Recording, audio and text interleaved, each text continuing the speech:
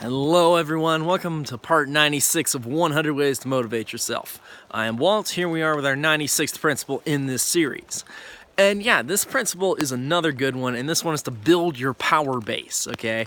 And what he's talking about here is really building your knowledge, building your sense of self, and building so much of your vision as well. We previously have talked about all these kind of things, but this one is basically just building yourself up, okay? And you can build yourself up every day in every way, basically. Even using just the affirmation, every day in every way I am getting better and better. Because the more you can do that, the better off you are going to be, and the more you're going to be able to achieve.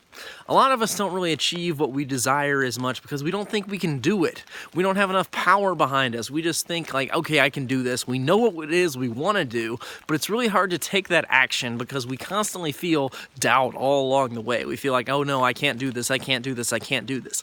Actually, we can, okay? We can achieve so much. There's this idea that we never even scratch the potential, okay? Scratch the surface on this potential, okay? Imagine the surface being like frozen over on a lake here, or even like frozen over on a part of the ocean being over a mile deep, and we never even scratch the surface of our own potential.